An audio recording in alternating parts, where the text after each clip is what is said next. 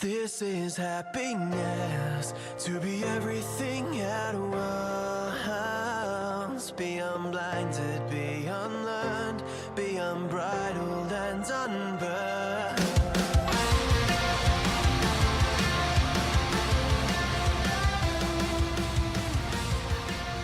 Hey everyone, and welcome back to a brand new episode of Mood Prep. My name is Dave Nixon, and today we have on the podcast, keeping the main thing as the subject. So I read this recently, Brett Bartholomew. So I used to run my connected coaching seminars. I used to call them conscious coaching. And then like 2 months after I did that, he released a book called Conscious Coaching. And I'm like, well, I'll change the name of that. But either way, Brett Bartholomew is a strength and conditioning coach out of the States. And he tweeted the other day, but he shared it on other social media. I don't use Twitter. And he said, people ask why he doesn't do more writing and why he doesn't do more videos or whatever it was. And he said because he's a coach, he does it when he can do it, but he's not a writer, he's not a videographer, he's a coach. And so he said to keep the main thing, which is something I've heard before, and it brought it back to my attention. I'm like, that's a great point.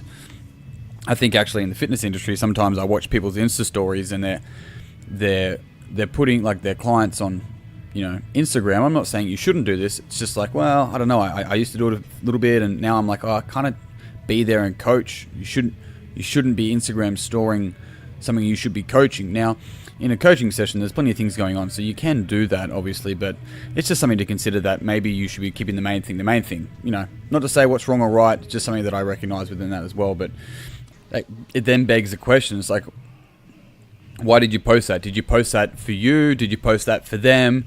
Did you post it to try and get more clients? So you really got to pull that apart, and really only you will know the deep truth. You might have a superficial, and I'm talking from experience myself here as well. Like, oh, well, I just thought it was a good workout and I wanted to share with people in case, maybe they wanted to. It's like, come on, why are you really sharing that? Are you actually coaching?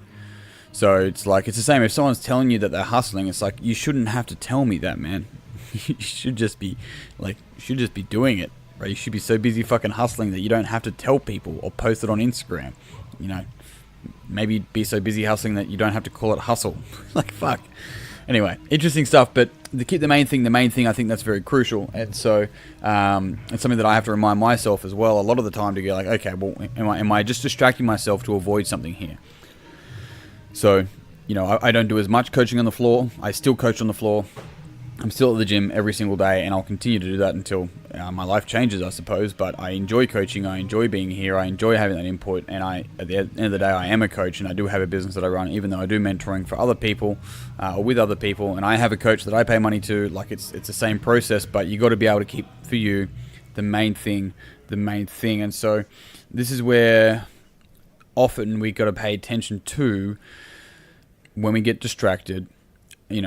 Are we paying attention to the monkey mind that's running in our head, right? Is it just going and then we're getting distracted on purpose because it's easier to deal with a distraction than it is to deal with the thing that we should be doing, the main thing, whatever that is for you, right? Which could be sometimes it's the whole like eat the frog first in the morning. It's the hardest thing you'll do, but everything else seems easier after that. It's like, are you avoiding something that should be progressing your career further forward by simple distractions that you otherwise could have put off is a decent question. And so it's being aware of that monkey mind, or another term you could use is probably ego traps. And so what I mean by that is like, oh, I just got so busy, like yesterday's podcast. It's like, yeah, of course, you made yourself busy, right? Oh, it wasn't perfect, so I didn't do it. It's like, yeah. Like, how long are you going to keep perfectionism an excuse? Like, there's some personal work there that's worth getting through, and that's going to be hard. I never fucking said it was going to be easy, but if you really truly want to move towards some sort of progression in your life or unraveling, you got to understand, and I think you do, I'm sure you do, that it's not going to be easy. Right? It's relatively simple, but that's the whole idea, is that there's going to be some sort of pain and discomfort involved. And this is where it comes to a great question. It's like, well,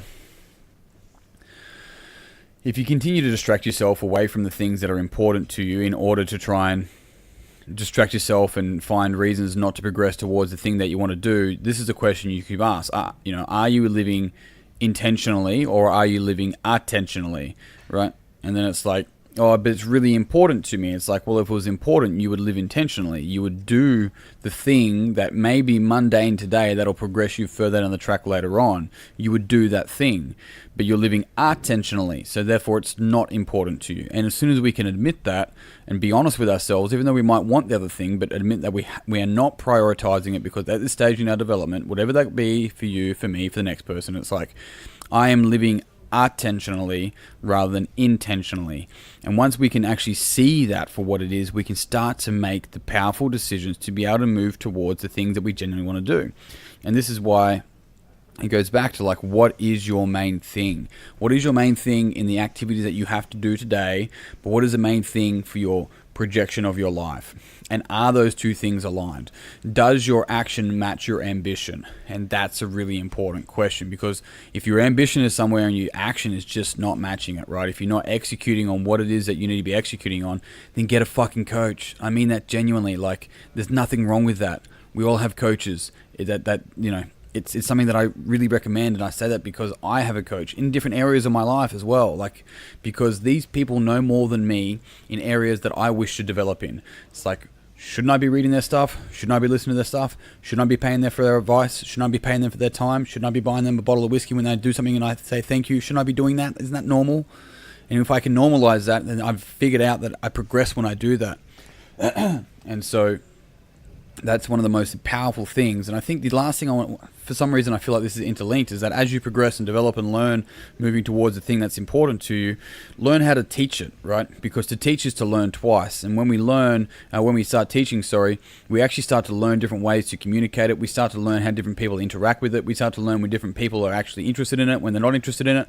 And if you ever found yourself trying to explain something to someone who's just not interested, it's like, well, when can you recognize that this person wasn't interested and can stop yourself from doing this in the first place? And that's a powerful question, because then you'll save your time, but you kind of got to butt your head against the wall a few times in order to do that anyway, as it is. There's a system that I use called ORC, or ORC, which is open, restrained, closed, and it's a framework that I use to identify the individual that I'm speaking with. Are they open? Are they restrained? Or are they closed with the information I'm talking about? Did they come to me or did I go to them? If they're closed, it's like, I'm not interested in having the conversation, because it's a waste of both of our time and energy. If they're restrained, they're a little bit open, we can start a healthy conversation. And if they're open and I'm open, then that's a beautiful conversation, because I've got to look at that with myself. Am I being open within this conversation? And if I'm not, then I'm doing the exact same thing that I'm despising in the other person. It's like, oh, I hate these types of people because they're like this. It's like, yeah, but you're like that, dude. Go camping. All right. Team, I'm done. Thank you very much for tuning in. As always, if you found this beneficial, it would mean the world to me if you would pass it on to someone else that you think would also find it beneficial. Otherwise, if you haven't already, check out the Mood Prep Online membership. You can find it you should be in the comments of this podcast. Otherwise, you'll find it online, davenixon.com.au/memberships. That's where I do a Q&A in there monthly. I put in a heap of other content from there. You get input into the podcast, the questions to ask my musings, and it's good fun. People have banter, some questions, the Enneagram test is in there. It's all there. Anyway, that's it. Done. Guys, thank you so much for tuning in, as always. Until tomorrow, peace and pizza, kick today in the dick, slay the dragon. I'll see you soon.